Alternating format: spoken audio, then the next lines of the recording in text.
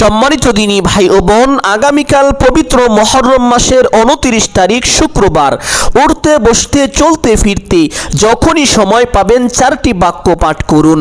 কপাল খুলে যাবে, ভাগ্য পরিবর্তন হয়ে যাবে, চতুর্দিক থেকে রিজিকের ব্যবস্থা হবে, সকল প্রকার অভাব অনটন দুঃখ কষ্ট পেরেশানি দুশ্চিন্তা দূর হবে ইনশাআল্লাহ।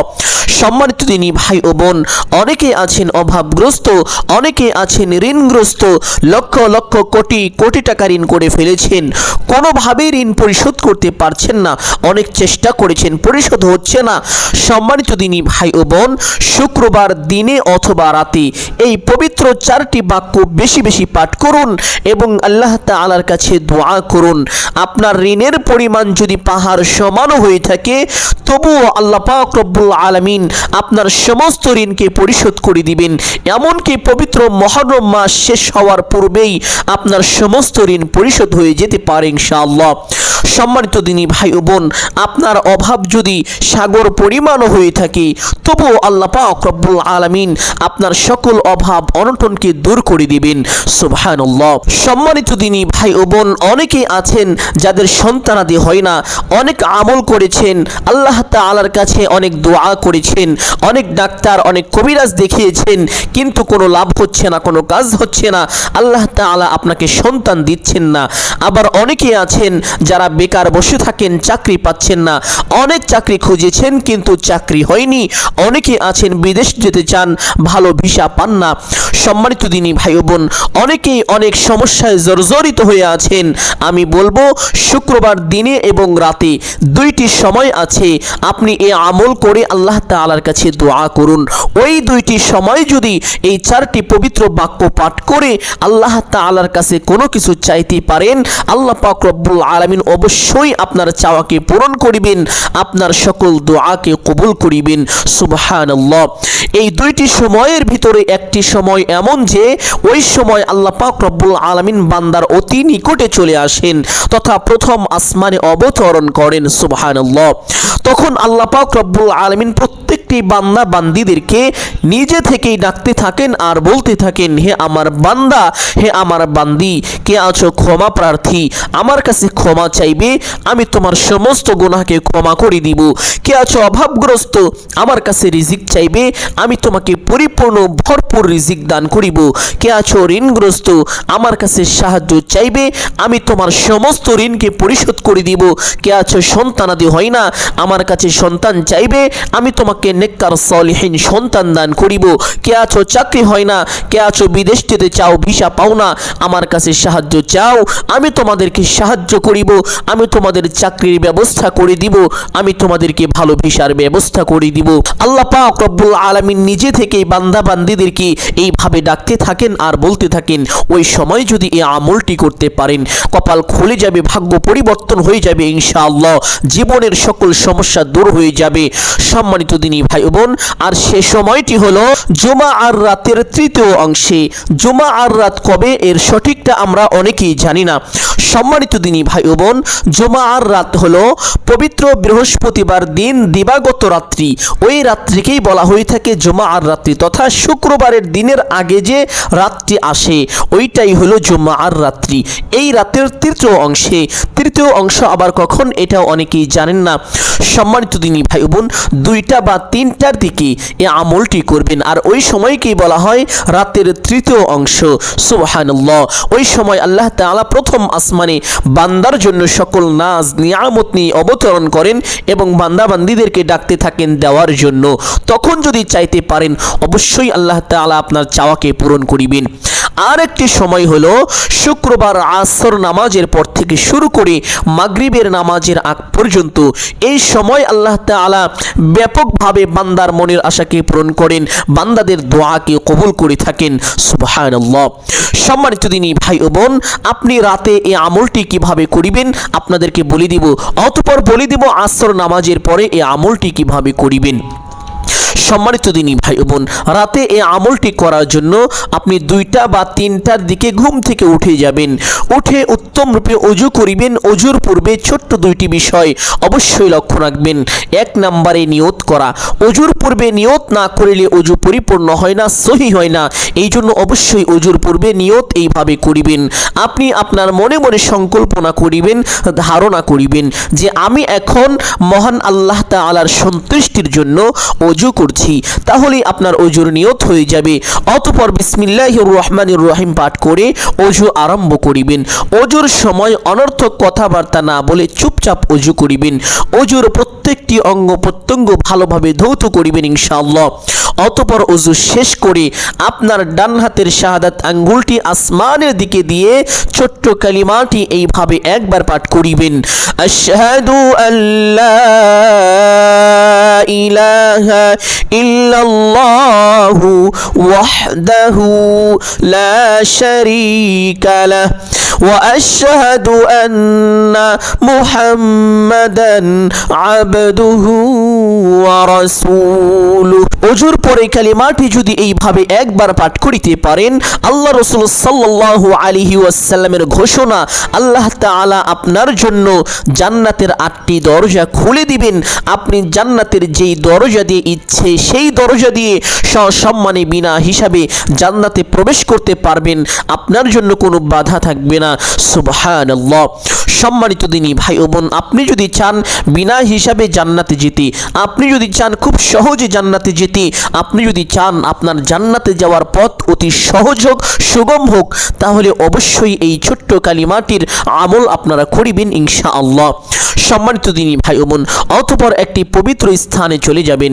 গিয়ে কিবলামুখী হয়ে দাঁড়িয়ে যাবেন। দাঁড়িয়ে এইভাবে একটি নিয়ত করিবেন, আমি কিবলামুখী হয়ে আল্লাহ তাআলার সন্তুষ্টির জন্য 2 রাকাত তাহাজ্জুদ নামাজ পড়িতেছি। এই নামাজ অত্যন্ত দামি একটি নামাজ। এই নামাজ পড়ে আল্লাহ তাআলার কাছে বান্দা কোনো কিছু চাইলে আল্লাহ পাক রব্বুল আলামিন তার চাওয়াকে ফিরিয়ে দিতে লজ্জা পান। আল্লাহ পাক রব্বুল আলামিন তার চাওয়াকে কখনোই ফিরিয়ে দেন না, তার দোয়াকে অবশ্যই কবুল করেন। এই জন্য সকলকে অনুরোধ করে বলবো, কমপক্ষে 2 রাকাত হলেও তাহাজ্জুদের নামাজ পড়ে নেবেন ইনশাআল্লাহ।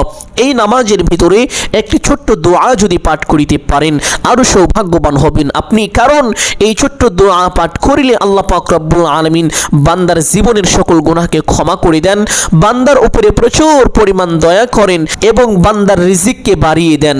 সুবহানাল্লাহ। এই জন্য চেষ্টা করিবেন এই নামাজের ভিতরে এই বিশেষ দোয়াটি পাঠ করার জন্য। সম্মানিত দিনী ভাই ও বোন, কিবলামুখী হয়ে দাঁড়িয়ে নামাজের নিয়ত করিবেন। নিয়ত শেষ করে প্রত্যেক নামাজে হাত দুটি যেইভাবে উঠিয়ে থাকেন ঠিক সেভাবে উঠাবেন। উঠিয়ে আল্লাহু আকবার বলে হাত ছেড়ে দিয়ে বেঁধে ফেলবেন। বাঁধার পরে সানা পাঠ করিবেন, সুবহানাকাল্লাহুম্মা ওয়া বিহামদিকা ওয়া তাবারাকা ইসমুকা ওয়া তাআলা জাদ্দুকা ওয়া লা ইলাহা গায়রুক। সানা পাঠ করার পরে একবার আউযু বিল্লাহ এবং বিসমিল্লাহ এইভাবে পাঠ করিবেন। আউযু বিল্লাহি মিনাশ শাইতানির রাজীম, বিসমিল্লাহির রহমানির রহিম। অতঃপর সূরাত আল ফাতিহা শুরু থেকে শেষ পর্যন্ত একবার সহিশুদ্ধ করে এইভাবে পাঠ করিবেন। আলহামদুলিল্লাহি রাব্বিল আলামিন, আর রহমানির রহিম, মালিকি ইয়াউমিদ্দিন, ইয়াকা না'বুদু ওয়া ইয়াকা নাস্তাঈন, ইহদিনাস সিরাতাল মুস্তাকিম, সিরাতাল লাযীনা আন'আমতা আলাইহিম গায়রিল মাগদুবি আলাইহিম ওয়ালাদ-দাল্লিন। অতঃপর একবার বলবেন আমিন। অতঃপর বলবেন বিসমিল্লাহির রহমানির রহিম। অতঃপর পবিত্র কুরআনুল কারীম থেকে যে কোনো একটি সূরা পাঠ করিবেন ইনশাআল্লাহ। আপনাদের বোঝানোর জন্য আমি ছোট্ট একটি সূরা পাঠ করছি। ওয়াল আসর ইন্নাল ইনসানা লাফি খুসর ইল্লাল্লাযীনা আমানু ওয়া আমিলুস সালিহাতি ওয়া তাওয়াসাউ বিল হক ওয়া তাওয়াসাউ বিস-সাবর। আপনি চাইলে এই সূরাও পাঠ করতে পারেন অথবা যে কোনো একটি সূরা পাঠ করে নেবেন ইনশাআল্লাহ। সূরা পাঠ করা শেষ করে আল্লাহু আকবার বলে রুকুতে চলে যাবেন। রুকুতে গিয়ে রুকুর তাসবিহ পাঠ করবেন কমপক্ষে 3 বার এইভাবে, সুবহানা রাব্বিয়াল আযীম। আপনি চাইলে এই তাসবিহ 5 বার অথবা 7 বারও পাঠ করিতে পারেন।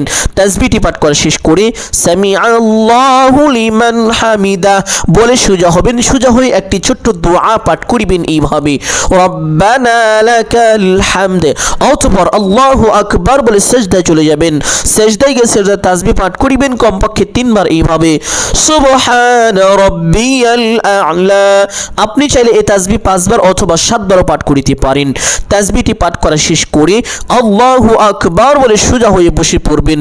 বসে 2 সিজদার মাঝখানে একটি ছোট্ট দোয়া অবশ্যই একবার পাঠ করিবেন এইভাবে, আল্লাহুম্মা গফিরলি ওয়ারহামনি ওয়াহদিনি ওয়াআফিনি ওয়ারযুকনি। যদি এতটুকু পাঠ করা আপনার জন্য কষ্টকর হয়ে যায় তাহলে শুধুমাত্র 3টি বাক্য, আল্লাহুম্মা গফিরলি ওয়ারহামনি ওয়ারযুকনি, এই 3টি বাক্য অবশ্যই একবার পাঠ করিবেন ইনশাআল্লাহ। অতঃপর আল্লাহু আকবার বলে আরেকটি সিজদায় চলে যাবেন। সিজদায় গিয়ে সিজদার তাসবিহ পাঠ করিবেন কমপক্ষে 3 বার এইভাবে, সুবহানা রাব্বিয়াল আ'লা। আপনি চাইলে এই তাসবিহ 5 বার অথবা 7 বারও পাঠ করিতে পারেন। তাসবিহটি পাঠ করা শেষ করে আল্লাহু আকবার বলে সোজা হয়ে দাঁড়িয়ে যাবেন। দাঁড়িয়ে হাত দুটি বেঁধে ফেলবেন। অতঃপর বিসমিল্লাহ পাঠ করিবেন এইভাবে, বিসমিল্লাহির রহমানির রহিম। অতঃপর সূরাত আল ফাতিহা শুরু থেকে শেষ পর্যন্ত সহিশুদ্ধ করে একবার পাঠ করিবেন ইনশাআল্লাহ। অতঃপর একবার বলবেন আমিন। অতঃপর বলবেন বিসমিল্লাহির রহমানির রহিম। অতঃপর পবিত্র কুরআনুল কারীমের ছোট্ট সূরার মধ্যে অন্যতম একটি সূরা সূরাতু আল ইখলাস তথা কুল হুয়াল্লাহর সূরা। চেষ্টা করিবেন এই সূরাটি পাঠ করার জন্য। যদি না পারেন অন্য একটি সূরা পাঠ করলেও হবে, কোনো সমস্যা নেই। তবে এই সূরাটি একটি ফজিলতপূর্ণ গুরুত্বপূর্ণ দামি সূরা, এই জন্য যথেষ্ট চেষ্টা করিবেন এই সূরাটি এইভাবে একবার পাঠ করার জন্য। কুল হুয়াল্লাহু আহাদ আল্লাহুস সামাদ লাম ইয়ালিদ ওয়া লাম ইউলাদ ওয়া লাম ইয়াকুল লাহু কুফুয়ান আহাদ। সূরাটি পাঠ করা শেষ করে আল্লাহু আকবার বলে রুকুতে চলে যাবেন। রুকুতে গিয়ে রুকুর তাসবিহ পাঠ করিবেন কমপক্ষে 3 বার এইভাবে, সুবহানা রাব্বিয়াল আযীম। আপনি চাইলে এই তাসবিহ 5 বার অথবা 7 বার পাঠ করিতে পারেন। তাসবিহটি পাঠ করা শেষ করে সামিআল্লাহু লিমান হামিদা বলে সোজা হবেন। সোজা হয়ে ছোট্ট দোয়াটি পাঠ করিবেন, রব্বানা লাকাল হামদ। অতঃপর আল্লাহু আকবার বলে সিজদায় চলে যাবেন। সিজদায় গিয়ে সিজদার তাসবিহ পাঠ করিবেন কমপক্ষে 3 বার এইভাবে, সুবহানা রাব্বিয়াল আ'লা। আপনি চাইলে এই তাসবিহ 5 বার অথবা 7 বারও পাঠ করিতে পারেন। তাসবিহটি পাঠ করা শেষ করে আল্লাহু আকবার বলে সোজা হয়ে বসে পড়বেন। বসে 2 সিজদার মাঝখানে সেই দোয়াটি অবশ্যই একবার এইভাবে পাঠ করিবেন, আল্লাহুম্মা গফিরলি ওয়ারহামনি ওয়াহদিনি ওয়াআফিনি ওয়ারযুকনি। এতটুকু কষ্টকর হলে 3টি বাক্য অবশ্যই একবার পাঠ করিবেন, আল্লাহুম্মা গফিরলি ওয়ারহামনি ওয়ারযুকনি। পাঠ করা শেষ করে আল্লাহু আকবার বলে আরেকটি সিজদায় চলে যাবেন। সিজদায় গিয়ে সিজদার তাসবিহ পাঠ করিবেন কমপক্ষে 3 বার এইভাবে, সুবহানা রাব্বিয়াল আ'লা। আপনি চাইলে এই তাসবিহ 5 বার অথবা 7 বারও পাঠ করিতে পারেন। তাসবিহটি পাঠ করা শেষ করে আল্লাহু আকবার বলে সোজা হয়ে বসে পড়বেন। বসে প্রথমে তাশাহুদ পাঠ করিবেন এইভাবে, আত-তাহিয়াতু লিল্লাহি ওয়াস-সালাওয়াতু ওয়াত-তাইয়্যিবাত আসসালামু আলাইকা আইয়ুহান নাবিয়্যু ওয়া রাহমাতুল্লাহি ওয়া বারাকাতুহু আসসালামু আলাইনা ওয়া আলা ইবাদিল্লাহিস সালিহিন আশহাদু আল লা ইলাহা ইল্লাল্লাহু ওয়া আশহাদু আন্না মুহাম্মাদান আবদুহু ওয়া রাসূলুহু। অতঃপর একবার দুরূদে ইব্রাহিম পাঠ করিবেন এইভাবে, আল্লাহুম্মা সাল্লি আলা মুহাম্মাদিন ওয়া আলা আলি মুহাম্মাদ কামা সাল্লাইতা আলা ইব্রাহিম ওয়া আলা আলি ইব্রাহিম إنك حميد مجيد اللهم بارك على محمد وعلى آل محمد كما باركت على إبراهيم وعلى آل إبراهيم إنك حميد مجيد অতঃপর দুআয়ে মাসুরা পাঠ করিবেন এইভাবে اللهم إني ظلمت نفسي ظلما كثيرا ولا يغفر الذنوب إلا أنت فاغفر لي مغفرة من عندك وارحمني إنك أنت الغفور الرحيم অতঃপর ডান দিকে একটি সালাম দিবেন এইভাবে আসসালামু আলাইকুম ওয়া রাহমাতুল্লাহ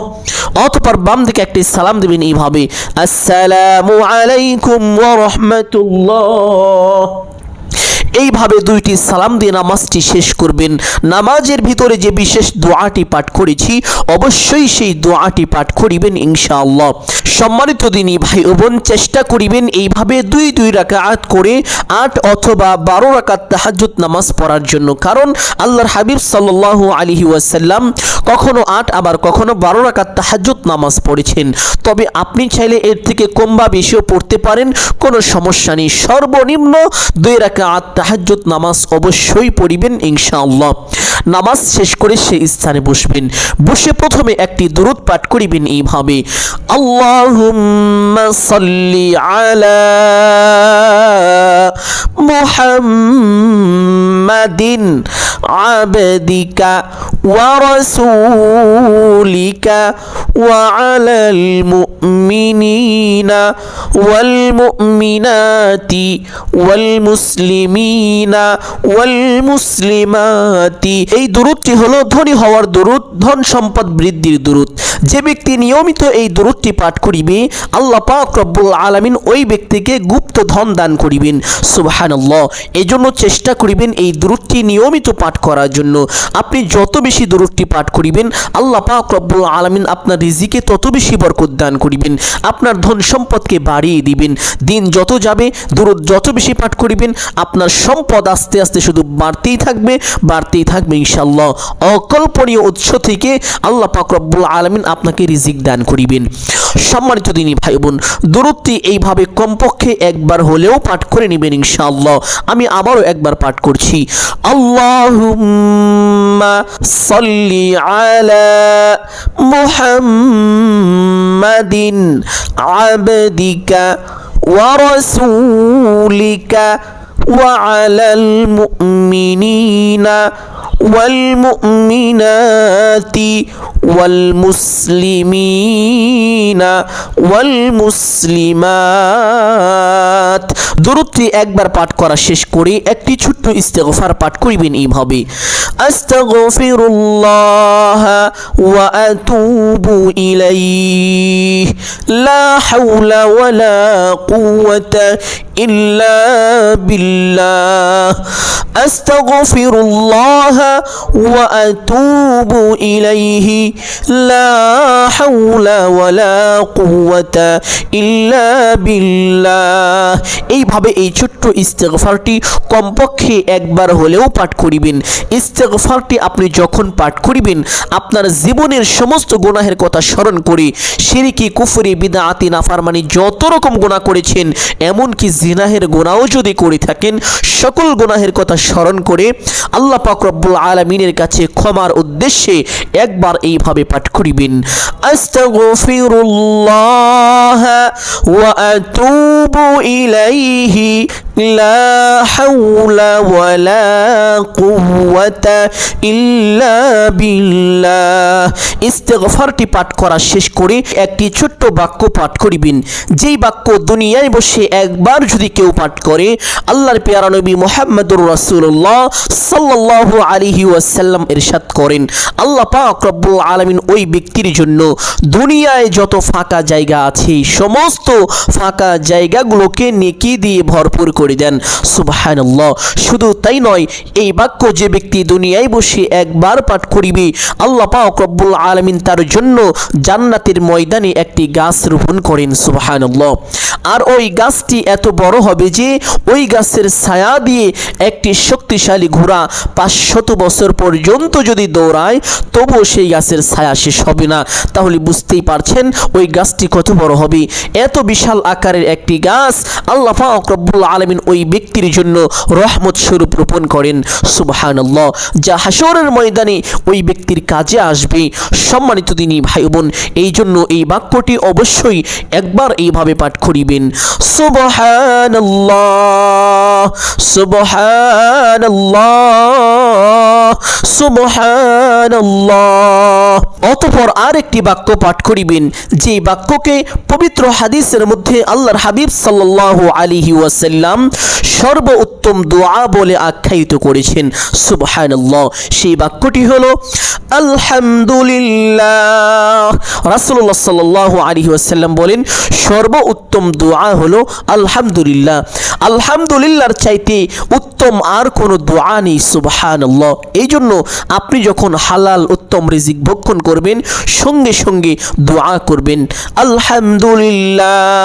আপনি যখন কোনো হালাল রিজিক ভক্ষণ করার পরে পাঠ করেন আলহামদুলিল্লাহ, আল্লাহ পাক রব্বুল আলামিন আপনার ওই রিজিকের মধ্যে বারাকা দান করেন। সুবহানাল্লাহ। আপনি ভবিষ্যতেও তার থেকে আরো বেশি উত্তম রিজিক পাবেন, আল্লাহ পাক রব্বুল আলামিন আপনাকে দান করিবেন। এটা পবিত্র কোরআনের ভিতরে সুস্পষ্টভাবে আল্লাহ তাআলা নিজেই আমাদেরকে জানিয়ে দিয়েছেন। সুবহানাল্লাহ। সম্মানিত দিনী ভাই ও বোন, আল্লাহ পাক রব্বুল আলামিন বলেন লা ইন শাকারতুম লা আযীদান্নাকুম ওয়া লা ইন কাফারতুম ইন্না আযাবি লাশাদীদ। যারা আমার নিয়ামত পেয়ে নিয়ামতের শুকরিয়া আদায় করে আলহামদুলিল্লাহ বলে আমি আল্লাহ তাআলা তাদেরকে আরো বেশি নিয়ামত বাড়িয়ে দিব।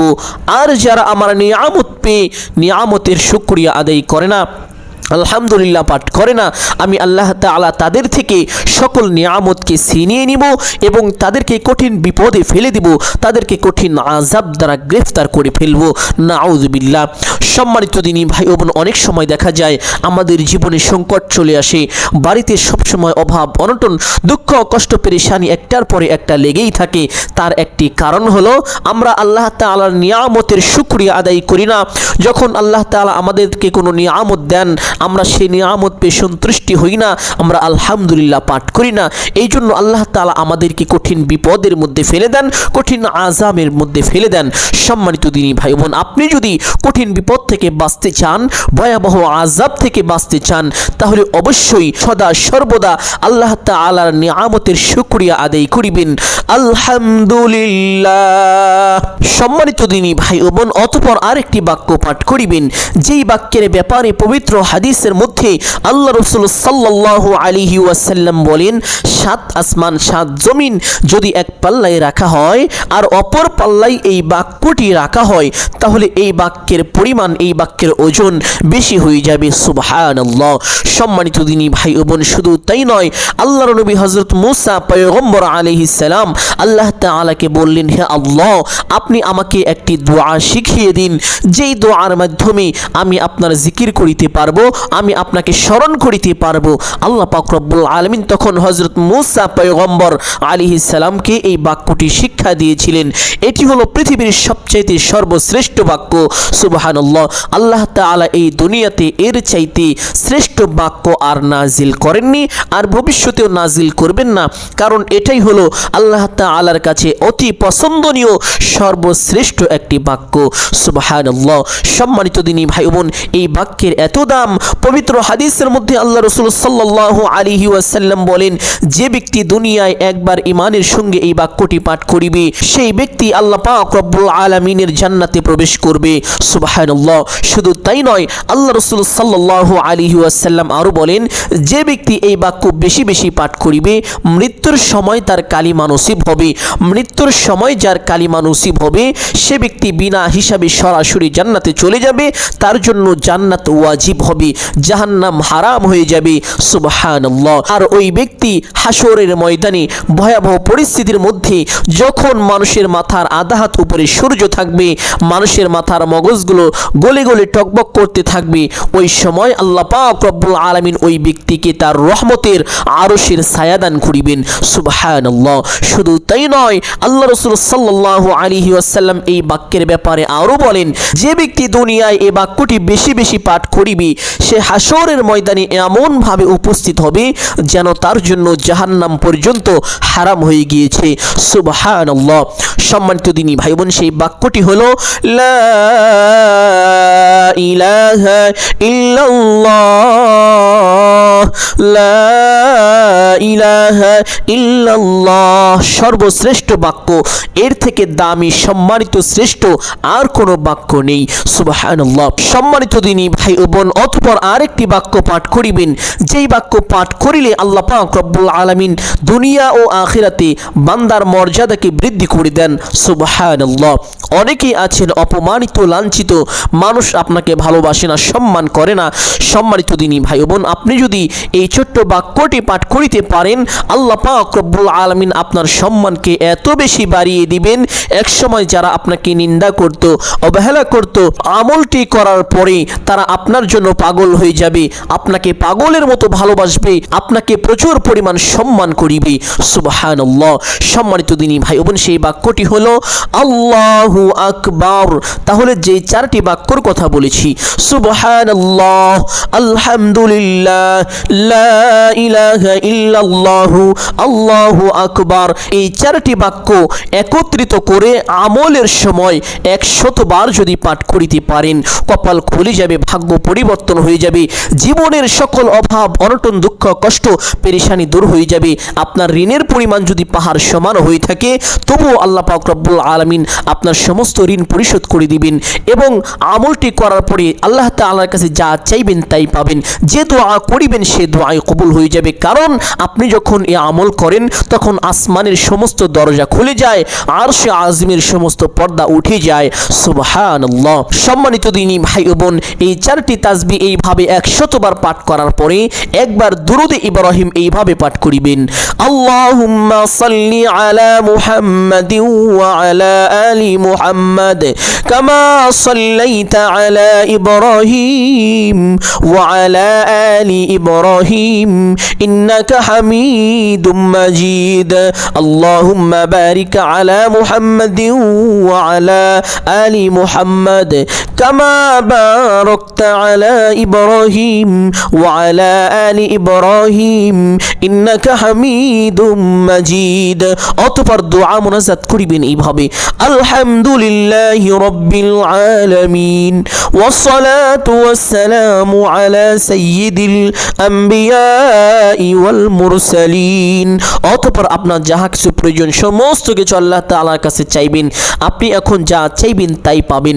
এই জন্য বেশি বেশি চাইবেন, কম করে চাইবেন না। কারণ আপনি যদি চাওয়ার মধ্যে কৃপণতা করেন বা অলসতা করেন, তাহলে কিন্তু আপনার দোয়া কবুল হবে না। কারণ আল্লাহ তাআলা কৃপণ এবং অলসকে পছন্দ করেন না। এই জন্য মন ভরে আপনার যাহা কিছু প্রয়োজন সমস্ত কিছু আল্লাহ তাআলার কাছে চাইবেন।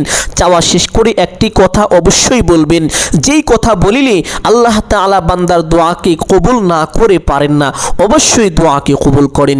সেই কথাটি হলো, হে আল্লাহ, আপনার হাবিবের উসিলা করে আমার সকল দোয়া মুনাজাত কবুল ও মঞ্জুর করে নিন। অতঃপর 3 বার আমিন বলবেন এইভাবে, আমিন আমিন আমিন বিরহমাতিকা ইয়া আরহামার রাহিমিন।